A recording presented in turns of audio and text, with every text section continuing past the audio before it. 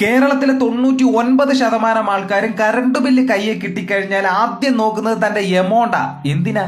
കഴിഞ്ഞ മാസത്തേക്കാൾ ഈ മാസം കുറവാണോ എന്ന് അറിയാം. ഇത് തന്നെ ആ സുഹൃത്തെ ഞാനും നിങ്ങളും ചെയ്യുന്നത്. ഈ മാസം കേരളത്തിലെ മുഴുവൻ കൺസ്യൂമേഴ്സിനും നിങ്ങൾ ബില്ലെടുത്ത് നോക്കിയാൽ അറിയാം, ACD എന്ന് പറഞ്ഞ് നമ്മളറിയാതെ എന്തിനാണെന്നറിയാതെ എന്ത് മാനദണ്ഡത്തിലാണ് കൂട്ടിയത് എന്നറിയാതെ 100 കണക്കിന് രൂപ കൂട്ടിയിട്ടുണ്ട്.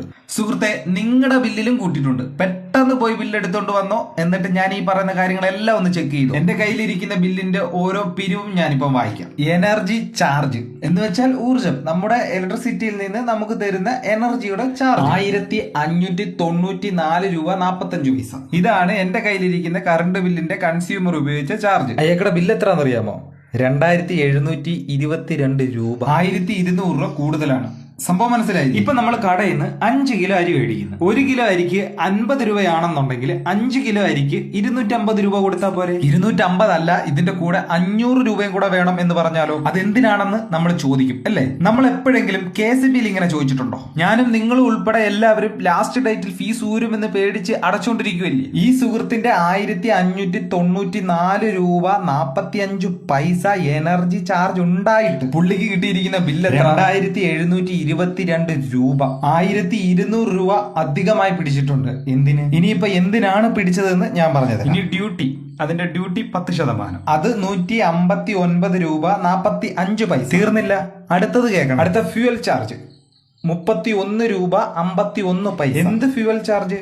നമ്മൾ മണ്ണെണ്ണ ഒഴിച്ചിട്ടാണോ വീട്ടിൽ ലൈറ്റ് കത്തിക്കുന്നത്? KCBയുടെ കറണ്ട് ഉപയോഗിച്ച നമ്മൾ ഫ്യൂവൽ ചാർജ് കൊടുക്കണം. ഇവരവിടെ ചിലപ്പം ഗ്യാസ് സ്റ്റവ് ഉപയോഗിച്ച് ചായ ഉണ്ടാക്കി കുടിക്കുന്നത്. ഇനിയിപ്പോ പറയാൻ പോകുന്നത് KCB നാഫ്ത, കൽക്കരി ഇതൊക്കെ ഉപയോഗിച്ച് കറണ്ട് ഉണ്ടാക്കുന്നു. അതെല്ലാം കൂടെ കൂട്ടിയല്ലേ കറണ്ട് ബില്ല് തന്നിരിക്കുന്നത്. ഒരു സാധനം വിൽക്കുമ്പോൾ അതിന്റെ ഉൽപാദന ചെലവും കൂടെ ചേർത്തിട്ടല്ലേ നമ്മുടെ കായംകുളത്ത് താപനിലയുണ്ട്, അവിടെ നാഫ്തയുണ്ട്.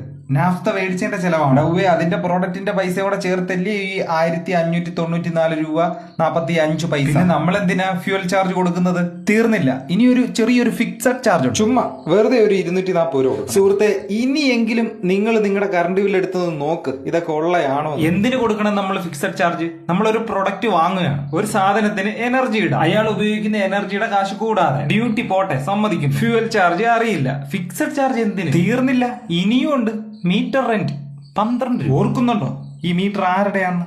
നിങ്ങളുടെയാ, നമ്മുടെയാ ഈ മീറ്റർ. നമ്മൾ കണക്ഷൻ എടുത്തപ്പം നമ്മൾ വില കൊടുത്ത് മേടിച്ചതാ മീറ്റർ. നമ്മൾ പൈസ കൊടുത്ത് മേടിച്ച മീറ്ററിന് നമ്മൾ വാടക കൊടുക്കണം. നമ്മുടെ വീട്ടിൽ ഒരു സ്കൂട്ടർ ഉണ്ടെന്ന് വെച്ചു, ഈ സ്കൂട്ടറിന് മാസം തോറും വാടക കൊടുക്കണമെന്ന് MPD പറഞ്ഞാൽ പോയി പണി നോക്കാൻ പറയും ഇല്ലേ? ഇനി അടുത്തതാണ് കോമഡി.